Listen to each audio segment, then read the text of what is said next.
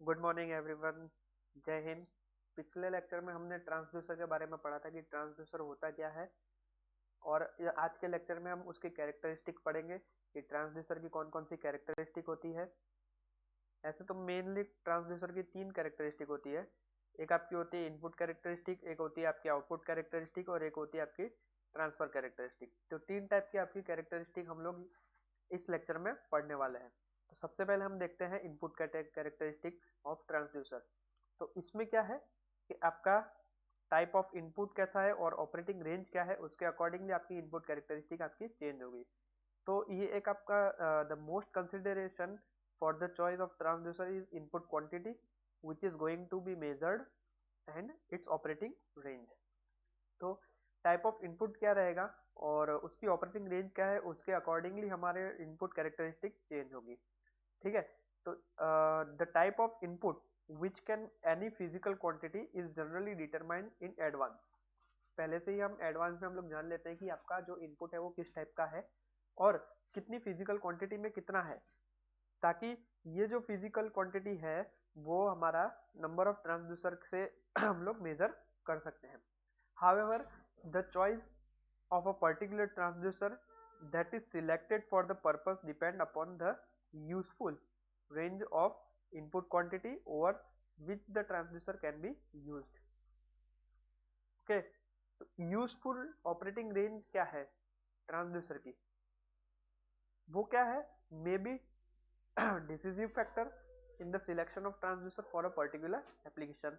यानी एक particular application के लिए कोई एक ट्रांसड्यूसर की रेंज है वो एक फिक्स होती है, तो उसके अकॉर्डिंगली हम ट्रांसड्यूसर चॉइस करते हैं।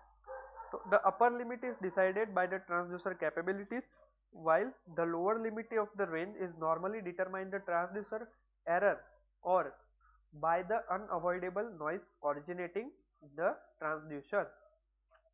ओके, तो अपर लिमिट हम कैसे डिसाइड करते हैं, ट्रांसड्यूसर की कैपेबिलिटी, और लोअर लिमिट हम कैसे डिसाइड करते हैं, ट्रांसड्यूसर की एरर और by the unavoidable noise originating in the transducer.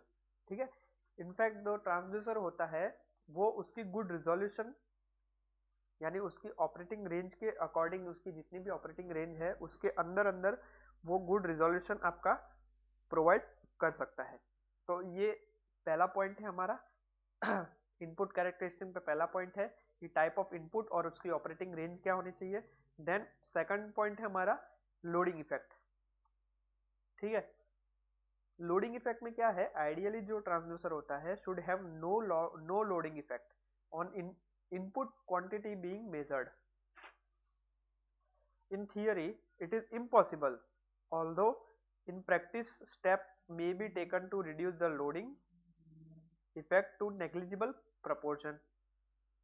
Okay, the magnitude of the loading effect can be expressed in terms of force, power, or energy extracted from the quantity under the measurement for working of the transducer.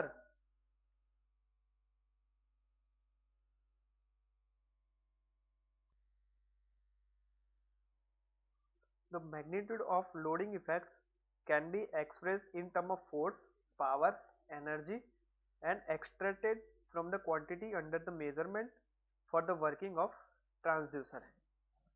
Okay, यानी transducer क्या है यानी हम loading effect, magnitude of the loading effect किसे कह सकते हैं, वो हमारी फोर्स हो सकती है, वो हमारी पावर भी हो सकती है, वो हमारी एनर्जी भी होती है, जो क्वांटिटी के अंदर से हम लोग जो क्वांटिटी के अंदर से हमारी बाहर की तरफ आ रही है।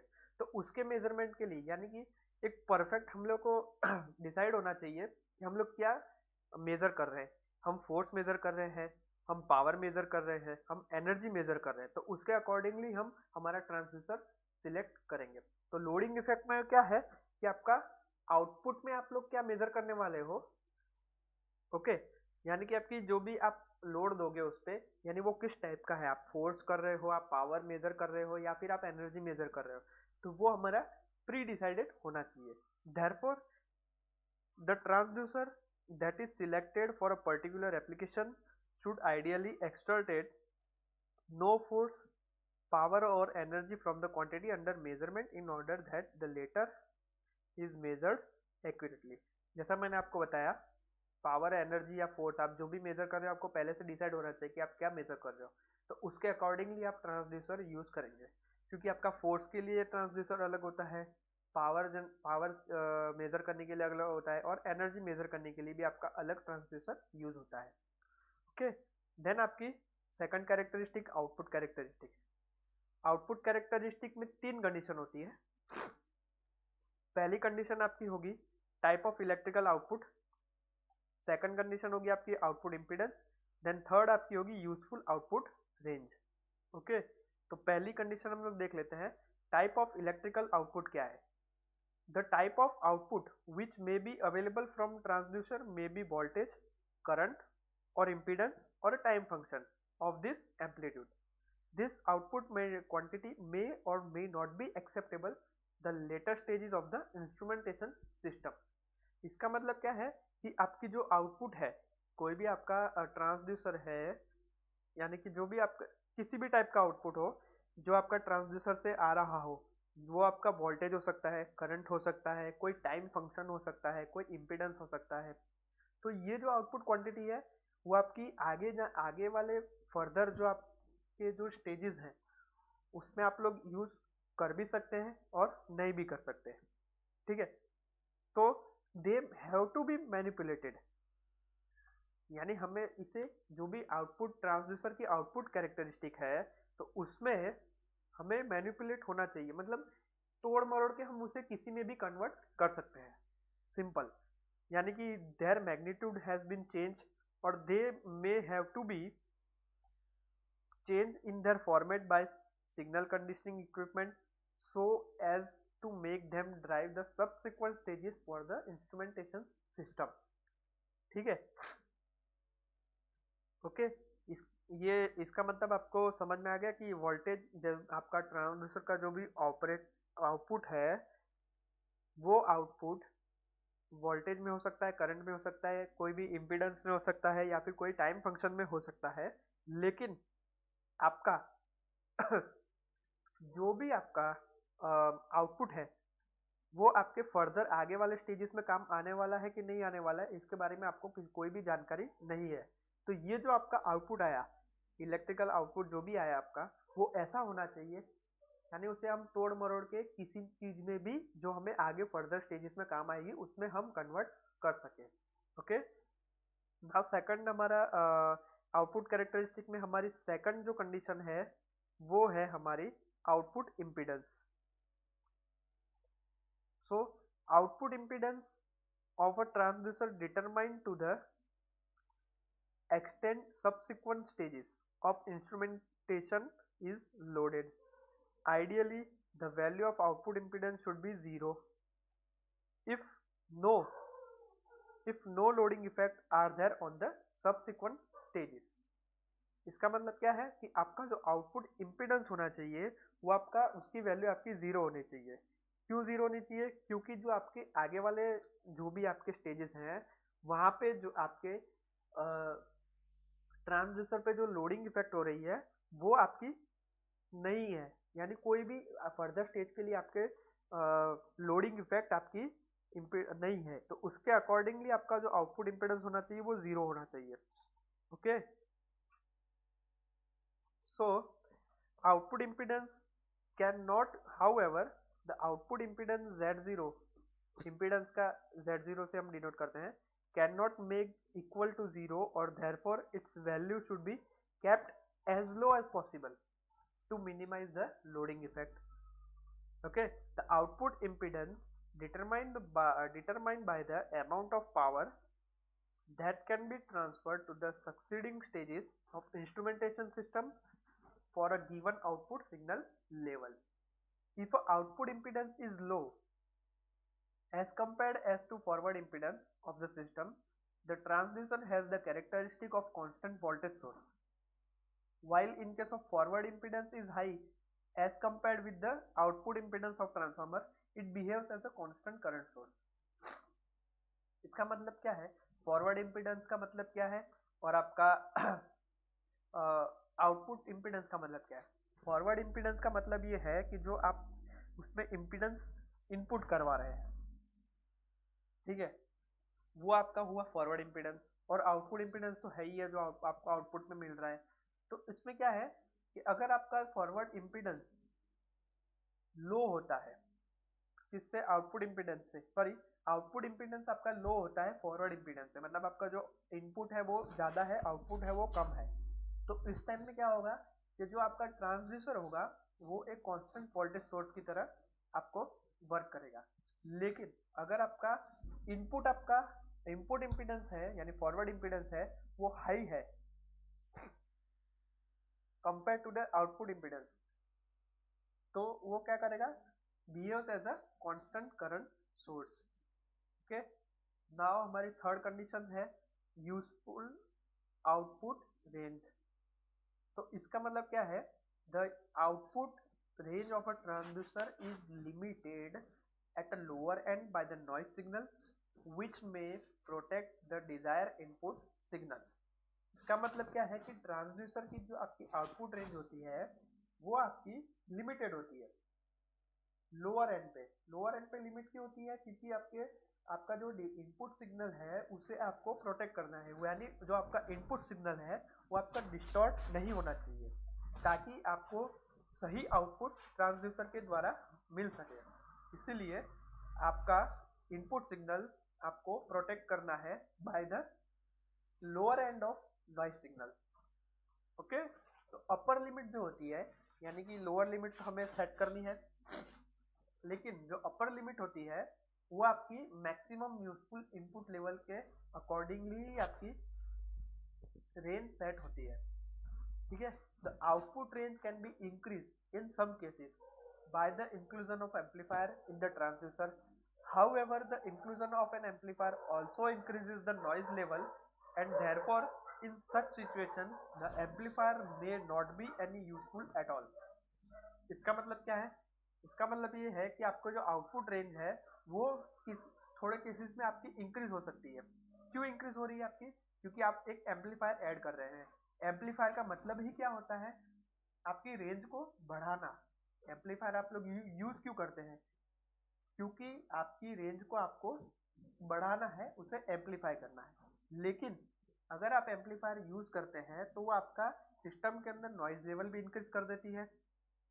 ठीक है, इसीलिए नॉइज लेवल आपका इंक्रीज ना हो और जो आपका इनपुट सिग्नल है वो डिस्टॉर्ट ना हो, इसीलिए आप क्या करते हैं, ऐसी सिचुएशन में आप लोग एम्पलीफायर यूज नहीं भी करते। ओके, तो ये आपकी थी useful output range. Output range आपकी डिसाइडेड होती है, यानी लोअर लिमिट होती है डिसाइडेड, ताकि नॉइस कम हो और आपका इनपुट सिग्नल आपका डिस्टॉर्ट ना हो, ताकि आप आउटपुट सिग्नल इजीली आप लोग और अच्छी तरीके से गेन कर सके। Now third characteristic is transfer characteristic. Transfer characteristic में आपकी तीन सेपरेट एलिमेंट्स होते हैं। आपका एक ट्रांसफर फंक्शन होता है, एरर होती है सेकंड, और आपका थर्ड होता है ट्रांसड्यूसर रिस्पॉन्स। तो ट्रांसफर फंक्शन क्या है, transfer function of a transducer is defined a relationship between input quantity and output quantity. ठीक है, यानी जो आपका ट्रांसफर फंक्शन क्या डिनोट करता है, आपका इनपुट फंक्शन, इनपुट क्वांटिटी और आउटपुट क्वांटिटी के बीच में क्या रिलेशनशिप है वो आपका ट्रांसफर फंक्शन से आप लोग फाइंड कर सकते हैं। तो ट्रांसफर फंक्शन क्या है, Q0 is equal to f q i. तो यहाँ पे Q0 क्या है, आपका आउटपुट क्वांटिटी है, और QI क्या है, आपकी इनपुट क्वांटिटी है। ओके, यहाँ पे F क्या है, आपका एक कांस्टेंट है। कांस्टेंट क्यों आया, क्योंकि आउटपुट और इनपुट के बीच में रिलेशन कुछ डिसाइड करना है आपको, इसलिए आपका एक कांस्टेंट जरूरी है। Okay, now the sensitivity of transducer is defined as the differential constant. यानी सेंसिटिविटी आप कैसे डिफाइन कर सकते हैं, आउटपुट बाय इनपुट, लेकिन किसका आउटपुट, यानी जो आपका आउटपुट में क्या डिफरेंस आ रहा है अकॉर्डिंग टू द इनपुट, वही आपकी एक टाइप की सेंसिटिविटी हुई। ठीक है, सेंसिटिविटी एक सिंपल टर्म है कि आपका इनपुट में अगर आप थोड़ा सा भी चेंज करते हो, जरा सा भी चेंज करते हो, तो उसके अकॉर्डिंगली आपके आउटपुट में क्या चेंजेस हो रहे हैं, तो वही आपकी एक सेंसिटिविटी हो गई। ठीक है, जनरली क्या होता है कि आप सेंसिटिविटी होती है ट्रांसड्यूसर की, वो कांस्टेंट नहीं होती है। ठीक है, वो किसी एक क्वांटिटी यानी आपकी इनपुट क्वांटिटी पे आपकी डिपेंडेंट होती है। लेकिन However, in some cases the relationship between the output Q0 and input Qi is linear. यहाँ पे अगर ऐसा कोई केस आ जाता है तो सेंसिटिविटी आपकी कांस्टेंट हो जाती है, एंटायर रेंज के लिए आपकी सेंसिटिविटी कांस्टेंट हो जाती है। ठीक है, तो इस टाइम में आप लोग क्या सेंसिटिविटी कैसे डिफाइन करेंगे? Q0 divide by Qi। तो इस तरीके से आप हमारी उस टाइम पे सेंसिटिविटी डिसाइड करेंगे। ओके, और स्केलर फैक्टर क्या होता है आपका? Scalar factor is defined as the inverse of sensitivity. तो स्केलर फैक्टर क्या है आपका? 1/s है, यानी इनपुट बाय आउटपुट करेंगे आप।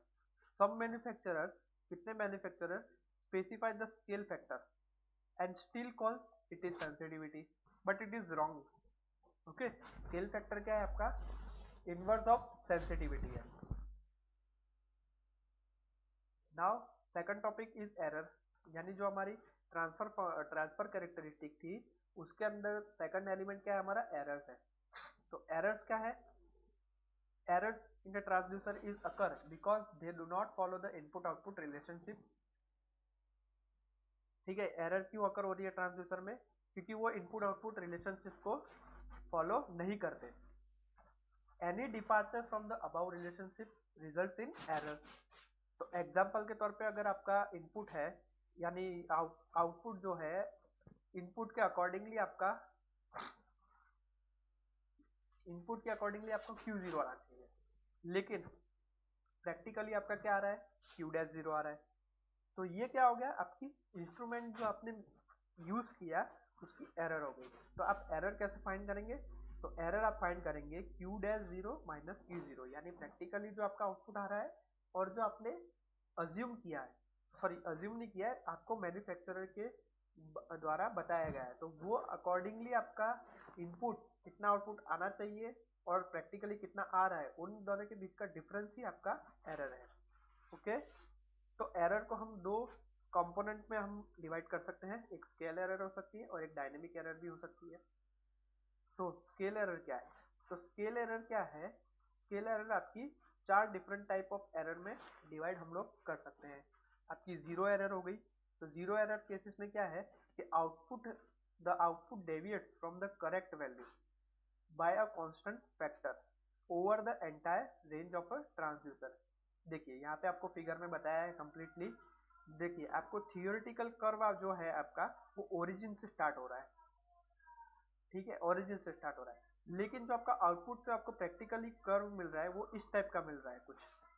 तो यहाँ पे क्या है? एंटायर द रेंज में देखिए यहाँ पे कुछ आपकी वैल्यू होगी, तो यहाँ पे वैल्यू आपकी कुछ यहाँ पे होगी, कुछ यहाँ पे वैल्यू होगी, कुछ यहाँ पे, तो ये दोनों फिर अकॉर्ड आगे जाएंगे तो यहाँ पे कुछ वैल्यू होगी आपकी और यहाँ पे आपकी कुछ वैल्यू होगी। ठीक है, तो ये एंटायर रेंज में आपकी जो आउटपुट है, यानी जो आपकी एरर आ रही है वो एंटायर रेंज के लिए कांस्टेंट आ रही है, तो इसे हम क्या कहेंगे? इसे आप जीरो जीरो एरर कहेंगे। देन सेकंड आपका क्या है? Sensitivity error. सेंसिटिविटी एरर क्या होती है? Sensitivity error occurs where the observed output deviated from the correct value of a constant factor. यानी क्या है आपका? यानी मान लीजिए कि आपका करेक्ट आउटपुट है वो आपका Q0 है, लेकिन आउटपुट क्या आ रहा है आपका? KQ0 आ रहा है over the entire range of transducer, जहाँ पे आपका K कांस्टेंट है। ठीक है, यानी क्या हो रहा है कि आपकी थियोरेटिकल कर्व आपकी कुछ इस तरीके से आनी चाहिए, लेकिन आप प्रैक्टिकली जो आप देख रहे हैं आउटपुट, जो आपका ऑब्जर्वर का आउटपुट आ रहा है उसमें आपका जो कुछ कांस्टेंट के मिला हुआ है, कांस्टेंट के आपका मल्टीप्लाई किया हुआ है। ठीक है, entire range of the transducer. तो इस टाइप की जो आपकी एरर होती है वो आपकी सेंसिटिविटी एरर कहलाई जाती है। Now non conformity. Non conformity क्या होती है? This is the case in which the experimentally oriented obtained transducer function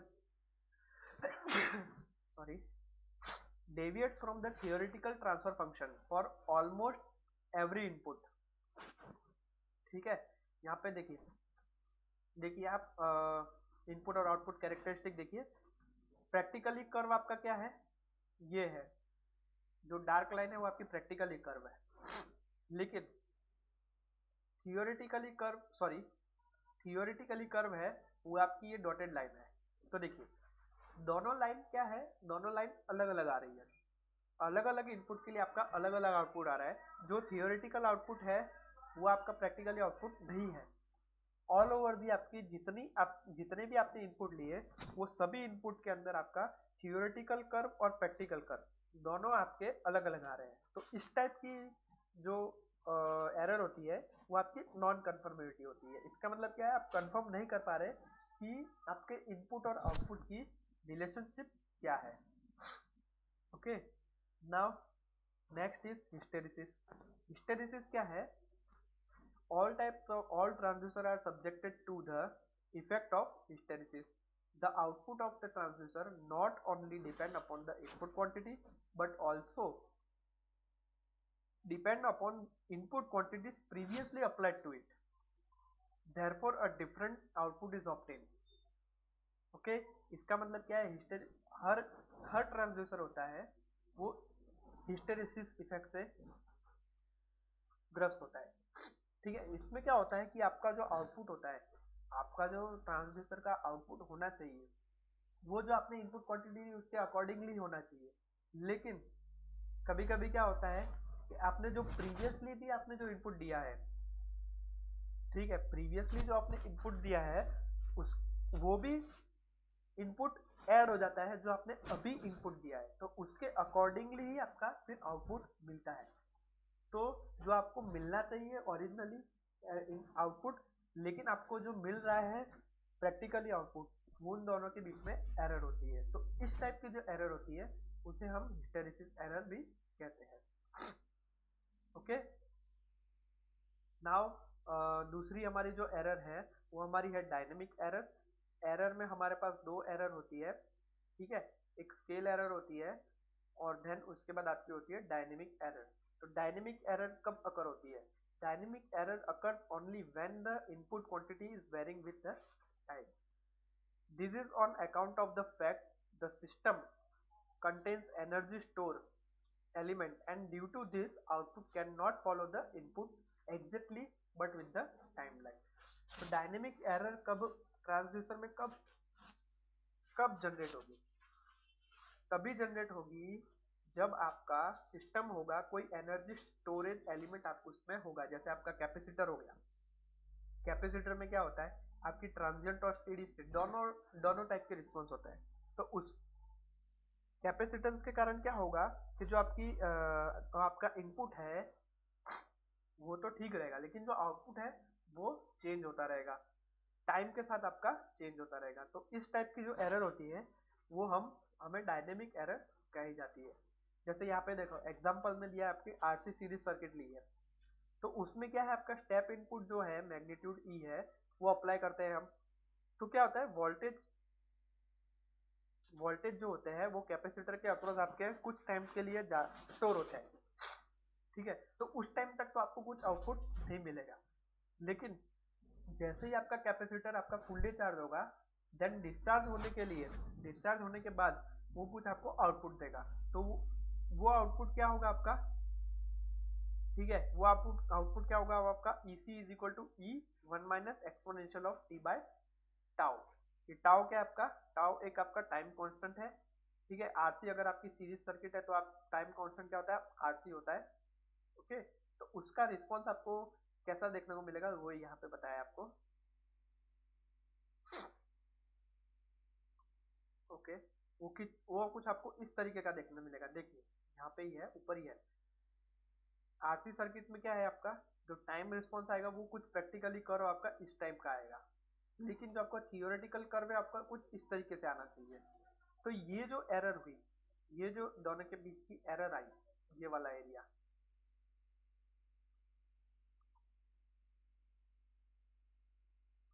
ये वाला जो एरिया है आपका, तो ये जो एरर आई तो उसी एरर को हम डायनेमिक एरर कहते हैं। ठीक है, तो डायनेमिक और मेजरमेंट एरर क्या हो सकती है आपकी, E M is equal to E minus E C, यानी आपका क्या है, exponential T minus T upon tau. ये आपकी डायनेमिक एरर हुई, सिस्टम के अंदर आपकी डायनेमिक एरर हुई। ओके, सो डायनेमिक और measurement error can be made small having a small time constant. अगर आपकी टाइम कांस्टेंट आपका स्मॉल है तो आपकी डायनेमिक एरर आप लोग स्मॉल कर सकते हैं। ठीक है, थर्ड है हमारी error due to noise and drift. Okay, noise and drift signal originating from the transducer vary with time and are superimposed on the output signal। ठीक है, नॉइज और ड्रिफ्ट सिग्नल कहाँ से ओरिजिनेट होते हैं? ट्रांसड्यूसर से होते हैं, और वो दोनों टाइम के साथ वेरी होते हैं और उसको एक आपके आउटपुट सिग्नल पे सुप्रीम कर दिया जाता है, मतलब इम्पोज कर दिया जाता है जबरदस्ती। नॉइज और ड्रिफ्ट के कारण क्या होगा? आपका आउटपुट सिग्नल आपका चेंज ही हो जाएगा। तो उसके कारण क्या है, आपके जो प्रैक्टिकली आपको जो आउटपुट मिलेगा और जो आपको थियोरेटिकली आउटपुट मिलना चाहिए उसमें कुछ एरर हो जाएगी। ठीक है, तो उसके नॉइज और ड्रिफ्ट के कारण भी आपकी एरर हो सकती है। नाउ थर्ड पॉइंट है हमारा transducer response. So transducer response of a transducer to environmental influences is of a great importance. This is often given insufficient attention when choosing the best transducer for a particular measurement.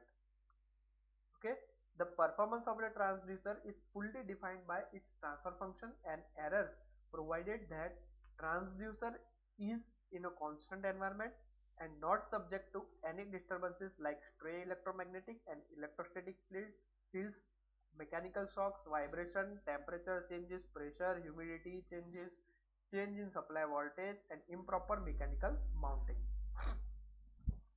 Transducer response का मतलब क्या है कि जो आपकी transducer की performance है वो आपकी फुल्ली डिफाइंड होती है किससे?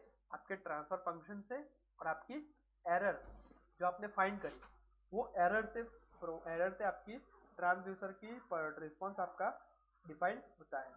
तो इससे आपका क्या मतलब है कि आपका ट्रांसफर फंक्शन और एरर आपने प्रोवाइड किया, तो इसका मतलब क्या है कि ट्रांसड्यूसर जो है आपका वो आपका कांस्टेंट एनवायरनमेंट में काम कर रहा है, यानी उसमें किसी भी टाइप का डिस्टर्बेंसेस नहीं है। जैसे आपका स्ट्रे इलेक्ट्रोमैग्नेटिक हो गया, इलेक्ट्रोस्टैटिक फील्ड जनरेट हो गया, बीच में आपका मैकेनिकल शॉक लग गया, उसे वाइब्रेशन हुआ, ठीक है, टेम्परेचर चेंज हो गया तो आपका आउटपुट चेंज हो गया, प्रेशर और ह्यूमिडिटी चेंज हुई तो आपका आउटपुट चेंज हो गया, सप्लाई वोल्टेज अगर आपका चेंज होता है तो उसके अकॉर्डिंगली आपका आउटपुट चेंज हो रहा है, इम्प्रॉपर मैकेनिकल माउंटिंग के कारण आपका आउटपुट चेंज हो रहा है। तो ट्रांसड्यूसर रिस्पॉन्स आपका फुल्ली डिफाइंड होती है आपकी ट्रांसफर फंक्शन और एरर से। ओके, तो ये था ट्रांसड्यूसर रिस्पॉन्स।